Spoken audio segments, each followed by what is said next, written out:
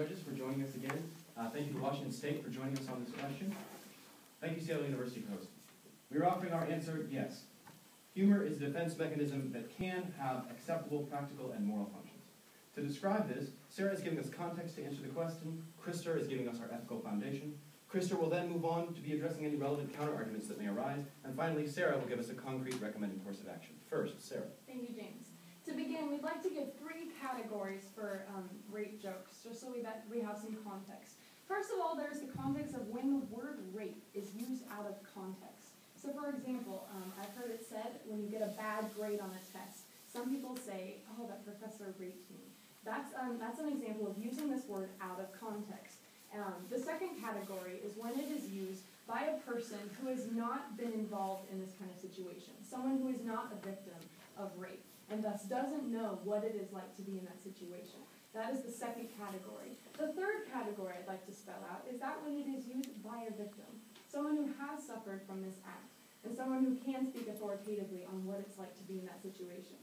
So now that we've given 3 categories, we'd like to start off by saying in the first 2 categories, we say that it is not morally acceptable to joke about rape. To misuse the word, use it out of context, and thus dilute the severity of what that vocabulary means.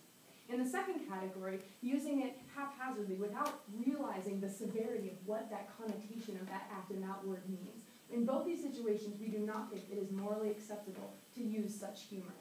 However, in this third category, when we are just talking about those who have been victimized, who have experienced rape firsthand, we would say that there is a small situation in which it would be morally acceptable. And I'm going to spell that out. That is when it is a very controlled setting. So for example, a victim is getting ready in the morning, looks herself in the mirror, and tells her a joke just to get herself to have a smile on her face. Something to cope with the severity of this thing that is in her past, something to allow her to move past it and to smile. That is one situation we would spell out where it is morally acceptable.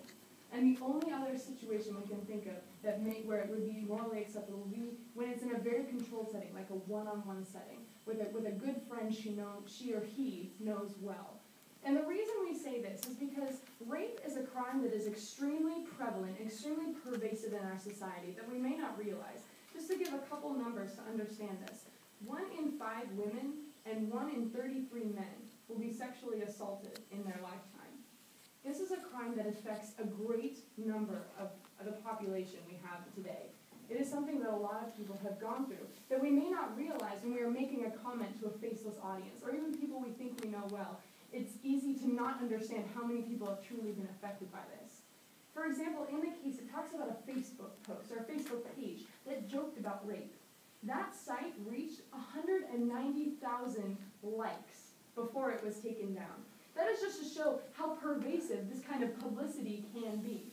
That sometimes when jokes are made in this public setting, a lot of people can be exposed to this, but you don't know how many of those people have experienced that and can be harmed by that humor, by that cheapening of something that has scarred them so much. So it is for this reason that we advise discretion. And so now that we've had these 3 categories and have narrowed what our answer is, I'm going to pass it to my colleague who's going to explore the ethical dimension relevant. I really want to emphasize the limited nature of our answer, and that's why our ethics are mostly going to say why rape jokes are so wrong in so many circumstances, and why we pointed out a very limited situation where it might be ethically permissible. There are 2 ethical theories that we're going to go with to try to show why rape jokes are so wrong in so many situations. The first is that of moral deference by a contemporary philosopher by the name of Lawrence Thomas. Lawrence Thomas has this great idea. He looks at majority-minority distinctions, and he worries that individuals in the minority, in a socially diminished category, often are not understood by those in the majority. People in the majority try to put out rules, try to say that they understand what the situation is. But what Lawrence Thomas says is you don't. You can never put yourself in the position of, in this case, someone who has suffered rape, who has been a victim in that situation. What Lawrence Thomas suggests is that in situations like this, we need to take the victim's word for it. When the victim says that all sorts of things hurt them, all these comments are hurtful, or in this very limited circumstance, when the victim says, it is helpful to me to be able to say this to myself in the morning, or it is helpful to me when I am in this little support group. We need to take the victim's word for it because we can never, as a majority culture or as in a position where you have not been victimized, you cannot put yourself in that position and cannot understand what that is like. Second, now that we've talked about moral deference and that idea, we'd like to talk about virtue ethics. Virtue ethics, from an Aristotelian perspective, as those things that lead to human flourishing, those traits that we'd like to pursue to try to be the sort of people we want to be. There are two that we'd like to look at today. One is empathy, and the second is courage. First, with empathy, we merely want to, in instantiating our recommendation for this, we want to keep in mind empathy for those individuals who have suffered this and try to keep them in mind as much as we can and take their harm seriously. But second, with courage, this is important. We believe that when you make a joke from a larger position down to someone below you, you're being cowardly.